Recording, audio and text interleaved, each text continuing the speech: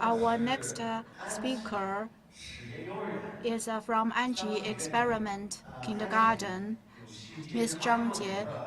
Actually, Anji Kindergarten is the core of Anji Play, and she is also one of the members of the core team, the core members of Anji Play team as well. Let's welcome Miss Zhang Jie.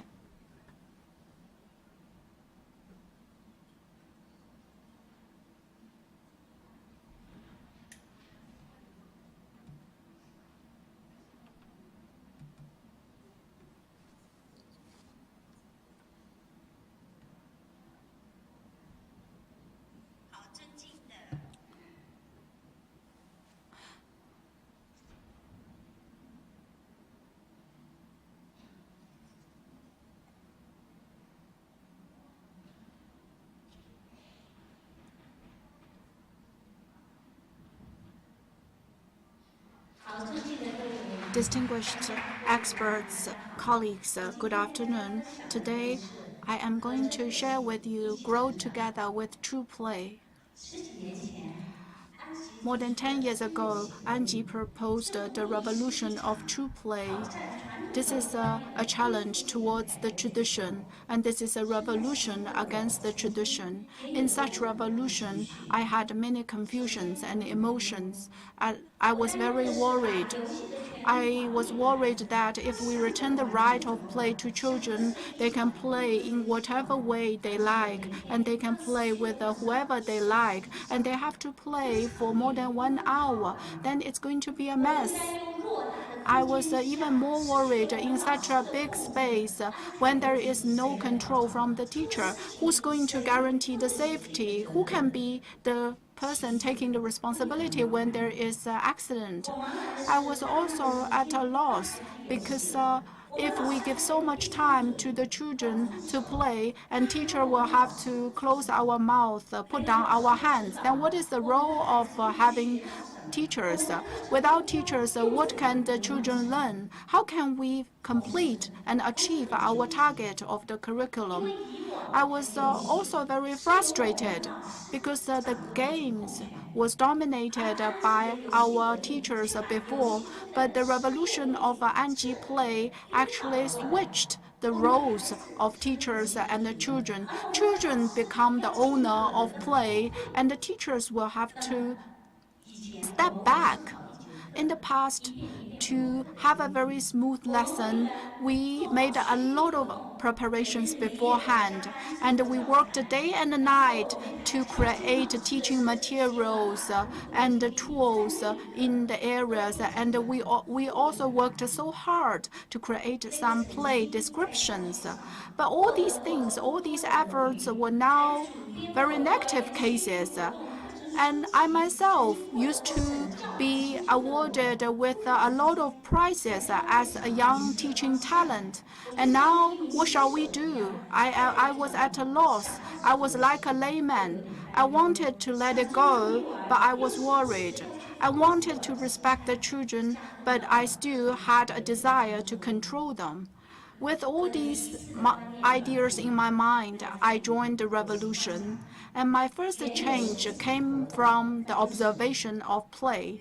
At that time, I was required to participate in a competition between the principals in observing the children and reflecting on the children. So all the principals of the kindergartens were required to observe the play of children in one class, and then 1 hour was given for us to look at the pictures and also notes we took, and then we need to reflect on the play. There were two challenges for me. I was the principal of the kindergarten hosting this competition, so we will have to open all our classes, all our children to all the principals from the other kindergartens. And the teachers will have to close their mouth during the whole process, during the 1 hour of observation. However, by that time point, our teachers our teachers still talked a little bit. They haven't really achieved the target of fully closing their mouths. And then, so this is one challenge. And the other challenge is because of myself. I used to be a winner of many competitions in teaching competitions, but this time for this particular competition, I had no confidence. So when I received the notice, I started to prepare for it, and then I raised very strict requirements to our teachers. I asked them to guarantee 1 hour of play of the children, and they had to close their mouth during the 1 hour, but they have to watch the children very closely so as to make sure that the children were safe. And then every day I started to join the children every day and I took my mobile phone to record the play of children, and then every day I reflect on these recordings I made. That was a preparation for the competition. However, after half a month of the observation, the children brought me so many surprises. During the observation process, my image of children changed. I saw a different child. The children were joyful and excited. They were adventurous. They can actually assess the situation from the safety perspective. They have self-protection capacity, and they are not only physically adventurous, but also mentally adventurous. They have a spirit of adventure.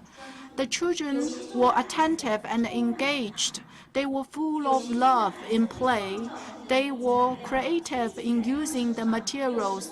Ladders sometimes were the tools of climbing, sometimes bridges, sometimes a platform of jumping, sometimes a high wall, sometimes boats, and sometimes a slide.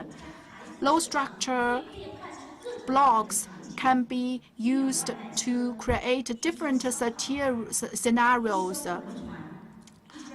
A boat, a library, a theme park. Our children can also utilize the space creatively. Our climbing structure became the theater for the children, and the hills were used by them when riding the bikes. Sometimes they roll the tires here, sometimes they play house here. I can only say that children are the masters of play. We have to learn from children when we play. This competition not only helped me to get some good result in the competition, but also changed my image of children. My concerns were also eliminated. I started to get really interested in the revolution, and I started to have some confidence in myself as well as some expectation towards the revolution. So I was determined at that time, I for sure will help our teacher to close their mouths so that they can change their image of children during observation. I did 3 things. Firstly, at the system level, I set it clearly that the playtime has to be guaranteed. Secondly, when the teachers observed the children, I took the cameras to record how the teachers were observing the children.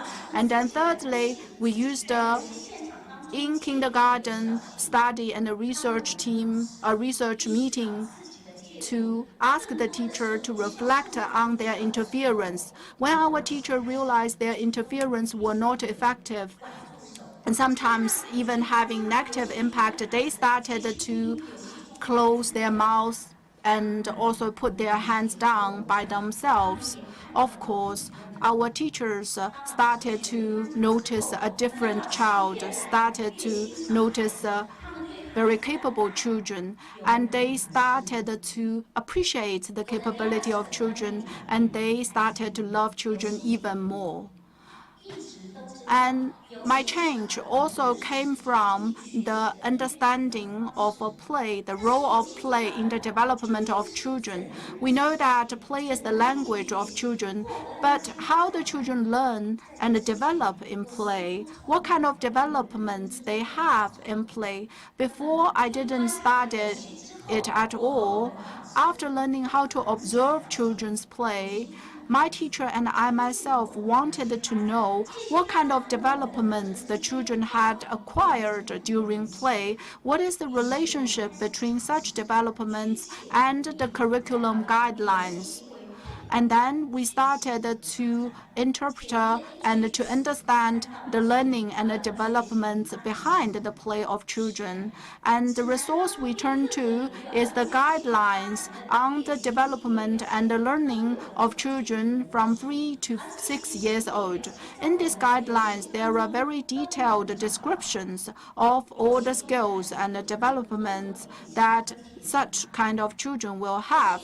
During the play, the children have very active language expression opportunities. They have opportunities to utilize and understand the vocabularies better.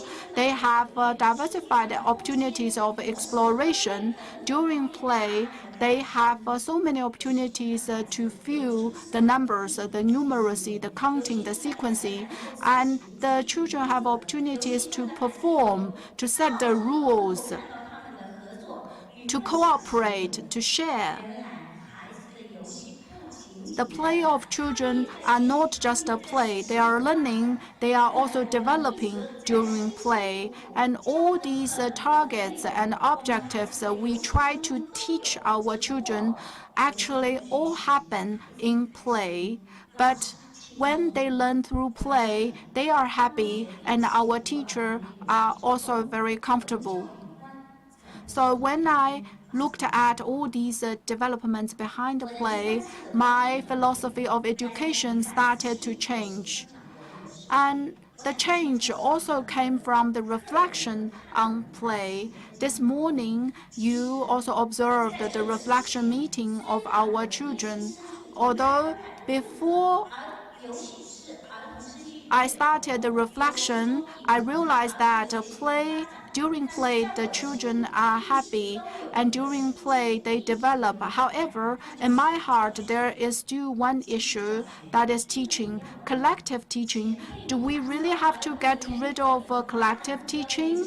Those senior professionals developed so many curriculums. All these curriculums are useless. And then we always talk about diversified teaching approach. Then collective teaching is also one of the teaching approaches. Of course, the children may learn through natural acquisition. However, how the role of teacher can be reflected in such process. So after trying the reflection meeting with the children, it was like a light in my life. I started to understand the reflection are on the issues and problems encountered by children in play. That means such learning is in line with the experience of the children and in line with the knowledge of the children. So our curriculum came from the play, came from the life of children. The reflection meeting is based on the abundant play experience of children, and during sharing, the children are very active and engaged into the review and expression of their own play and listening to the experiences of other people, other children's play, and they get engaged in the argument and discussion about issues and the problems in play. They have so many things to talk about, and they have so many ideas to share with other children. This little boy is called by us Little Stone. And then he told me that he was playing the obstacle tie race recently. He had a lot of discoveries. He told me that the direction of the rolling of the ties are very important, because if the direction is not right, then the tie cannot hit the target. The surface and the smoothness of the surface of the rail, as well as the speed of the rolling speed of the tie is crucial. If it's very fast, it has very strong impact force, then the tie will be able to hit down a lot of ties. He can then get very high scores. The slope, the length of the rail, and the quality of the rail, as well as the size and the weight of the tie, all have impact on the final result. And he also discovered that the selection of the obstacle is also important. If the obstacle is distributed or is laid very stably, then it's very difficult to hit down the obstacle. However, if he can actually put the obstacles in the right way, then he will be able to hit all these ties down like a domino effect. I think by that moment, I truly realized that children are philosophies. They are active learners. They have very complicated thinking system. I started to understand the meaning of all these statements.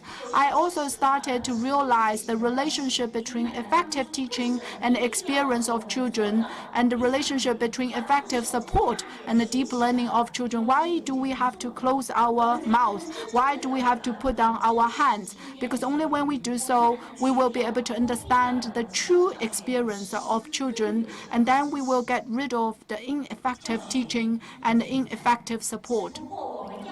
Teaching still happens, but we have to do meaningful, valuable, and effective teaching.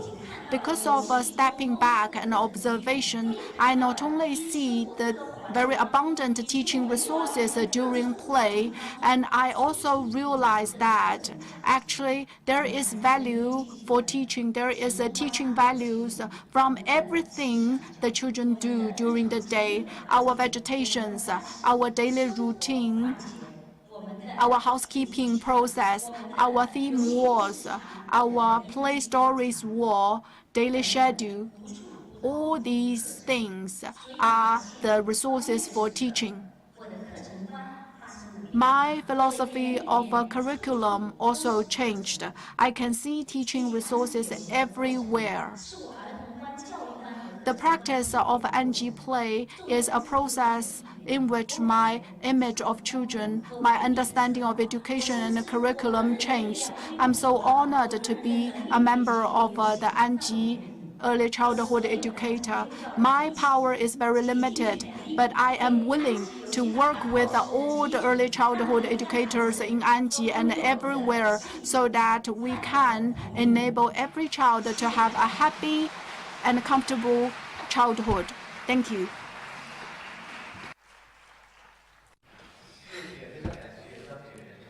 Thank you, Madam Zhang Jie.